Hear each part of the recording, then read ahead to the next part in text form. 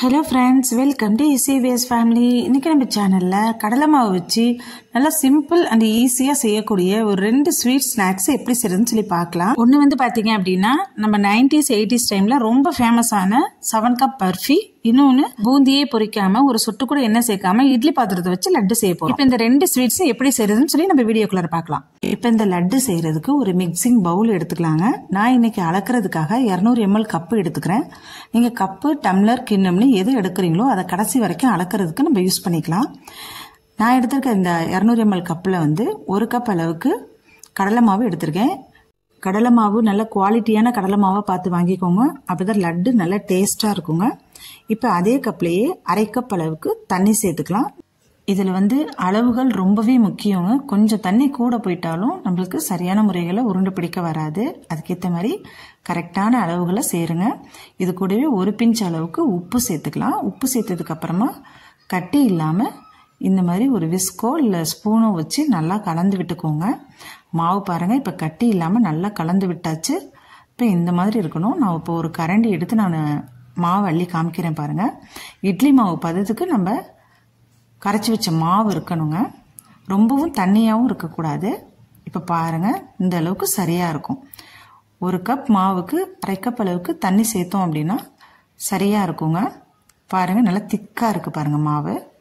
இந்த மாதிரி இருக்கணும். இப்போ நம்மளுக்கு மாவு ரெடியாக இருக்குது. இது அப்படியே இருக்கட்டும். நாம் இன்றைக்கி பூந்தி செய்கிறதுக்காக இந்த மாதிரி இட்லி தட்டி எடுத்துக்கலாம். நீங்கள் பிளெயினாக இட்லி ஊற்றுற தட்டாக இருந்தாலும் யூஸ் பண்ணிக்கலாம். அப்படி இல்லை துணி போட்டு தான் இட்லி ஊற்றணும் அப்படின்னாலும் அந்த தட்டும் நம்ம யூஸ் பண்ணிக்கலாங்க. இன்றைக்கி நம்ம எண்ணெயில் ஊற்றி பொரிச்சு எடுக்கிறது இல்லை, டைரெக்டாகவே நம்ம இந்த மாதிரி இட்லி வேக வைக்கிற மாதிரி நம்ம ரெடி பண்ண மாவை இதில் ஊற்றி வேக வச்சு எடுக்க போகிறோங்க. நம்ம இப்போ எடுத்து வச்சுருந்த மாவை இட்லி தட்டில் ஊற்றிக்கலாம். நான் வந்து ஃபஸ்ட்டு அடியில் வந்து ஒரு 4 இட்லி கிட்ட ஊற்றியாச்சு. ஊற்றிட்டு இந்த மாதிரி தட்டினோம் அப்படின்னா அது ஒரே ஈவனாக வந்துடும். அதே மாதிரி மேலே இன்னொரு தட்டும் வச்சுக்கிறேன். ஏன்னா மொத்தமாக இன்னைக்கு வந்து நான் எடுத்திருக்க மாவில் மொத்தமாக 7 இட்லி கிட்ட நம்மளுக்கு செய்கிறதுக்கு சரியாக வந்திருந்தது. இந்த மாதிரி ஒரு மெத்தடில் நம்ம செய்கிறப்போ ரொம்ப நேரம் அடுப்பில் நின்று வேலை செய்ய வேண்டிய அவசியம் இருக்காது. அதே மாதிரி எண்ணெயில் பொரிச்சு எடுக்காமல் நேரடியாக இந்த மாதிரி வேக வச்சு செய்கிறதுனால எண்ணெய் இல்லாத பலகாரமாக நம்ம வீட்டில் செஞ்சு கொடுக்குறோம். உடம்புக்கு ரொம்ப ஆரோக்கியமானதுங்க. இப்போ நம்ம இருக்கிற மாவு எல்லாத்தையுமே ஊற்றியாச்சு. இதை வந்து ஒரு இட்லி பாத்திரத்தில் கொஞ்சமாக தண்ணி வச்சு இட்லி பாத்திரத்தில் இந்த இட்லி தட்டை வச்சு ஒரு 5 நிமிஷம் வேக வச்சா போதுங்க. நார்மலாக இட்லி வேகிற டைம் தான் இதுவும் வேகிறதுக்கு எடுத்துக்கும். இப்போ இந்த இட்லி பாத்திரத்துக்கு ஒரு மூடி போட்டு ஒரு 5 நிமிஷம் வேக வச்சுக்கலாங்க. இப்போ ஒரு 5 நிமிஷம் ஆயிடுச்சு. நம்ம இந்த இட்லி வெந்திருக்கா அப்படின்னு சொல்லி செக் பண்ணி பார்த்துக்கலாம். ஏதாவது ஒரு கம்பி மாதிரி ஏதாவது விட்டு பார்த்தோம்னா தெரியும். மாவாக இருந்ததுன்னா அந்த கம்பியில் ஒட்டிட்டு வரும். இப்போ நம்மளுக்கு கரெக்டான அளவில் வெந்து வந்திருக்கு பாருங்கள். எதுவுமே கம்பியில் ஒட்டலைங்க. இப்போ ஸ்டவ் ஆஃப் பண்ணிவிட்டு இந்த இட்லி பாத்திரத்துலேருந்து இந்த இட்லி தட்டை எடுத்து ஒரு 5 நிமிஷம் நல்லா சூடு ஆறட்டுங்க. இப்போ பாருங்கள், நல்லா சூடு ஆறிடுச்சு. இந்த டைமில் ஒரு ஸ்பூன் வச்சு இந்த இட்லியை நம்ம எடுத்துக்கலாம். நார்மலாக இட்லி ஊற்றுறப்போ லைட்டாக ஆயில் இல்லைன்னா நெய் தடவிட்டு இட்லி ஊற்றுவோம். நம்ம இன்னைக்கு அதுக்குமே எண்ணெயோ எதுவுமே யூஸ் பண்ணலை. அதனால இந்த மாதிரி ஒரு ஸ்பூன் வச்சு எடுத்தோம் அப்படின்னா ஈஸியாக வந்துடும். இதுவுமே பாருங்கள், இந்த இட்லி பாத்திரத்தில் ஒட்டாமல் ரொம்ப ஈஸியாக வந்துடுச்சு. இதே மாதிரி இருக்க எல்லா இட்லியும் நம்ம எடுத்து வச்சுக்கலாம். இப்போ ஒரு மிக்சிங் பவுல் எடுத்துக்கலாம். நாம் எடுத்து வச்சுருந்த இந்த இட்லியை இந்த மாதிரி கட் பண்ணி சேர்த்துக்கலாம். அப்படி இல்லைன்னா கூட நீங்கள் கையில் கட் பண்ணுறதுக்கு கஷ்டமாக இருக்குது அப்படின்னா கூட நீங்கள் சிசர் வச்சு கூட நீங்கள் யூஸ் பண்ணிக்கலாம். அப்படி இல்லைன்னா கத்தியில் கூட நம்ம கட் பண்ணிக்கலாம். இது நம்மளுக்கு கையிலே பிச்சு போடுற அளவுக்கு ரொம்பவே சாஃப்டாக தான் இருக்குது. இப்போ பாருங்கள், இருக்கிற எல்லா இட்லியுமே நான் வந்து கட் பண்ணி வச்சுட்டேன். இந்த டைமில் ஒரு மீடியம் சைஸ் மிக்ஸி ஜார் எடுத்துக்கலாம். இப்போ நம்ம கட் பண்ணி வச்சுருந்த எல்லா இட்லி தூளையுமே இதுக்குள்ளே நம்ம சேர்த்துக்கலாம். இப்போ இட்லி துண்டு எல்லாத்தையுமே நம்ம இதில் சேர்த்தாச்சு.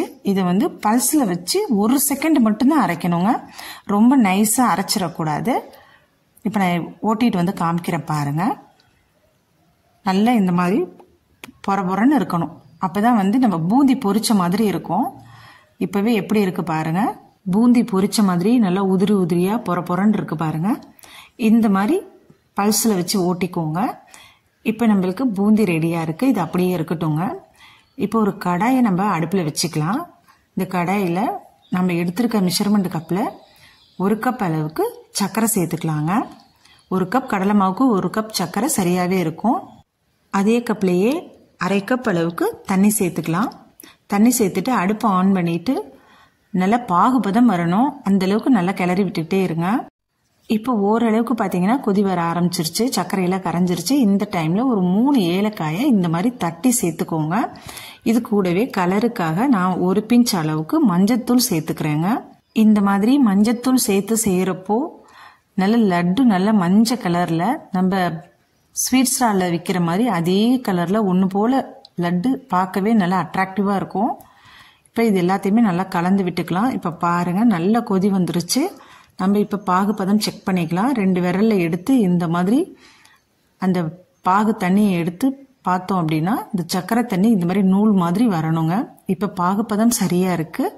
இந்த டைமில் நம்ம அடுப்பை வந்து சிம்மில் வச்சுக்கலாங்க.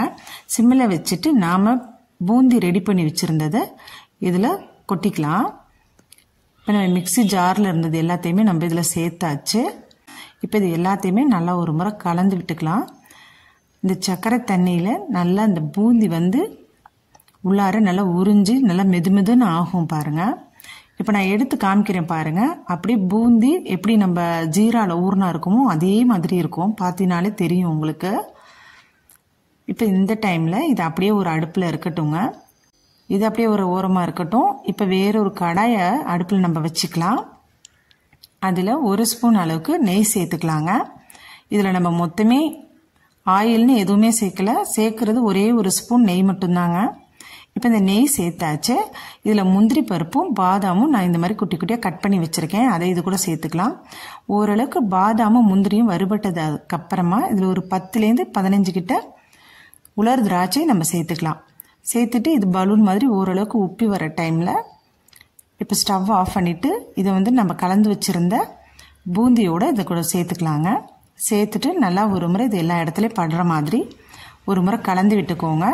முன்னாடி கொஞ்சம் ஓரளவுக்கு அந்த சர்க்கரை பாகு இருக்க மாதிரி இருந்தது, இப்போ பாருங்கள் நல்லா கெட்டிப்பட்டுருச்சு. இது அப்படியே ஒரு முறை சிம்மிலேயே வச்சு நல்லா ஒரு முறை கலந்து விடுங்க. நல்லா பாத்திரத்தில் ஒட்டாமல் நல்லா உருண்டு வரும், அதுதான் கரெக்டான பதம். ஒரு 2லேருந்து 3 நிமிஷம் நம்ம கிளறினாலே போதுங்க. நம்ம பூந்தி பிடிக்கிறதுக்கு சரியான அளவுகளில் ரெடி ஆகிடுங்க. இப்போ பாருங்கள் இந்த மாதிரி உருண்டு வந்துருச்சு. இந்த டைமில் நம்ம ஸ்டவ் ஆஃப் பண்ணிக்கலாம். ஆஃப் பண்ணிவிட்டு ஓரளவுக்கு கை பொறுக்கிற சூடு வந்ததுக்கப்புறமா நம்ம லட்டு பிடிக்க ஆரம்பிச்சிடலாம். இப்போ நம்ம ஸ்டவ் ஆஃப் பண்ணிவிட்டு 1 நிமிஷம் போல் இதை நம்ம ஆற வச்சுக்கலாங்க. இப்போது ஓரளவுக்கு ஆறி இருக்குது. நம்ம லட்டு பிடிக்கிற அளவுக்கு கை பொறுக்கிற சூடு அளவுக்கு இருக்குது. இதில் கொஞ்சமாக எடுத்து இந்த மாதிரி உருண்டை பிடிச்சிக்கலாம். இந்த மாதிரி உருட்டி நல்லா டைட்டாக பிடிக்கிறப்போ உருண்டை இன்னும் உடையாமல் அப்படியே இருக்கும் பாருங்கள். இப்போ லட்டு நம்மளுக்கு ரெடி ஆயாச்சு. இதே மாதிரி மீதம் இருக்க மாவையும் நம்ம இந்த மாதிரி லட்டு பிடிச்சிடலாம்.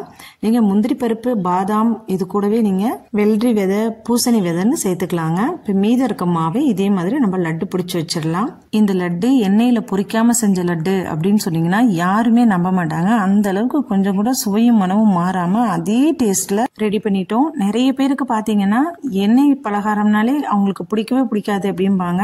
ஆனால் இந்த தீபாவளிக்கு ஒரு சொட்டு கூட எண்ணெய் சேர்க்காம இதே மாதிரி நல்லா சாஃப்டாக வாயில் வச்சதையும் கரையக்கூடிய இந்த லட்டுவை இந்த தீபாவளிக்கு நீங்கள் வீட்டில் செஞ்சு பாருங்கள். ஆவியில் வேக வச்சு செஞ்ச இந்த லட்டுக்கு டேஸ்ட்டும் அதிகம், உடம்புக்கு ரொம்ப ஆரோக்கியமானது. நாம் இன்னைக்கு இந்த வீடியோவில் வீட்டில் இருக்க பொருள்களை வச்சு வீட்டில் இருக்கவங்களுக்கும் அக்கம் பக்கத்தில் இருக்கவங்களுக்கும் ஏதாவது ஸ்வீட் செய்யணும்னு தோணுச்சுன்னா அதுக்கு இந்த ஸ்வீட் தாங்க ரொம்ப பெஸ்ட்டுன்னு சொல்லுவேன். செலவும் ரொம்ப கம்மி தான், அதே நேரத்தில் டேஸ்ட்டு ரொம்ப அட்டகாசமாக இருக்கும். வாயில் வச்சதையும் கரையிற மாதிரி ஒரு சூப்பரான ஹெல்த்தியான ஆரோக்கியமான ஸ்வீட் எப்படி செய்கிறது நம்ம இந்த வீடியோவில் பார்க்க போகிறோம். ஒரு அடிகனமான கடாய் எடுத்துக்கலாங்க. அதில் 1/2 கப் மெஷர்மெண்ட் கப் எடுத்திருக்கேன். அதில் 1 கப் அளவுக்கு கடலை மாவு எடுத்துக்கலாங்க. இது வந்து 125 ml இருக்கும். மாவு சூடு ஏறினா போதும், ரொம்ப நேரம் நம்ம வறுக்கணும்னு அவசியம் இல்லைங்க. லைட்டாக மாவு சூடு ஏறினா போதும். மீடியம் ஃப்ளேமில் வச்சு வறுத்துக்கலாம்.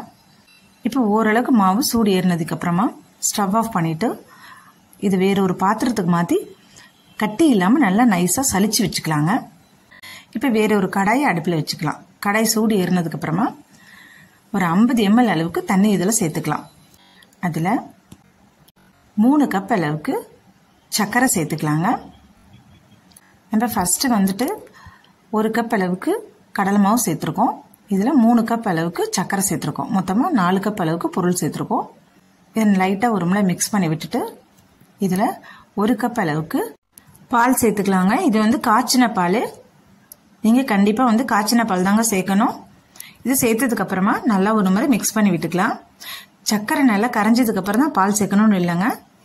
லைட்டா மிக்ஸ் பண்ண உடனேயே நம்ம பால் சேர்த்துடலாம். இப்ப பால் ஊத்துனதுக்கு அப்புறமா அதை லைட்டா அப்படியே பாருங்க பொங்கி வரும். இந்த டைம்ல 1 கப் அளவுக்கு தேங்காய் சேர்த்துக்கலாங்க.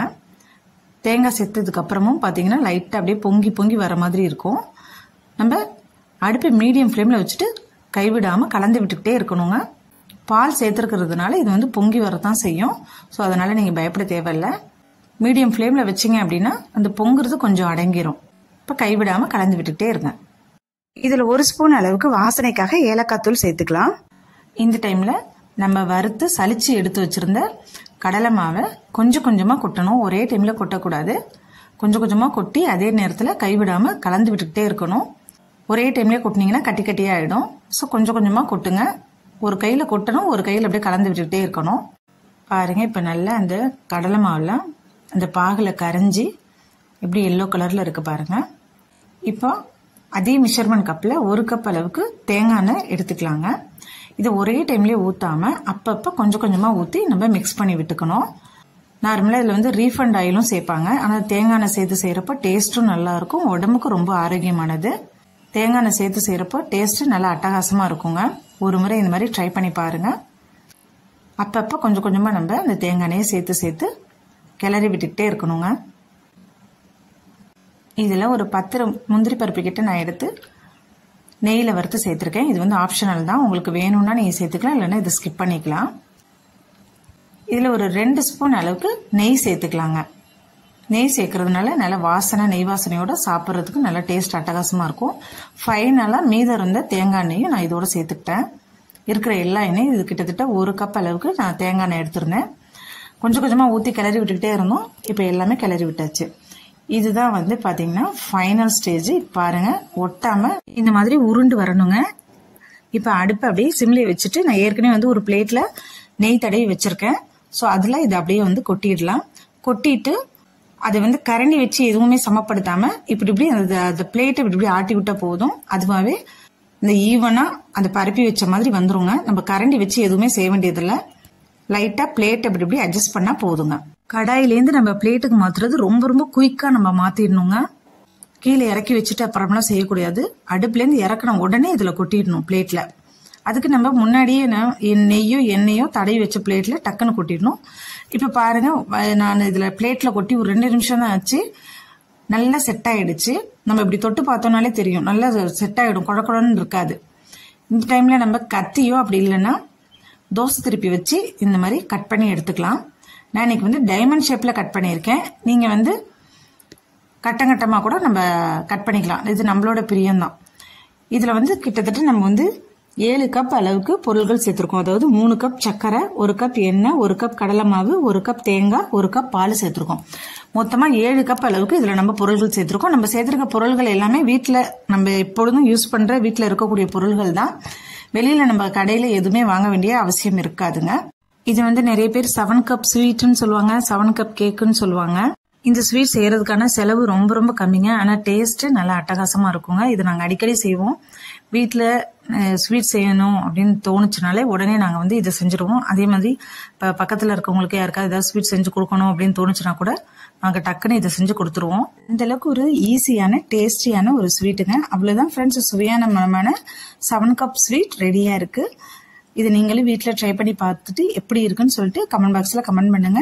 நம்ம சேனலை இப்பதான் ஃபர்ஸ்ட் டைம் பாக்குறீங்கன்னா சப்ஸ்கிரைப் பண்ணுங்க, லைக் பண்ணுங்க, உங்க ஃப்ரெண்ட்ஸ் அண்ட் ஃபேமிலி மெம்பர்ஸ்க்கு நிறைய ஷேர் பண்ணுங்க. திரும்ப உங்களை நான் வேறொரு வீடியோல சந்திக்கிறேன். இந்த வீடியோ கடைசி வரைக்கும் பார்த்த எல்லா நண்பர்களுக்கும் ரொம்ப நன்றி.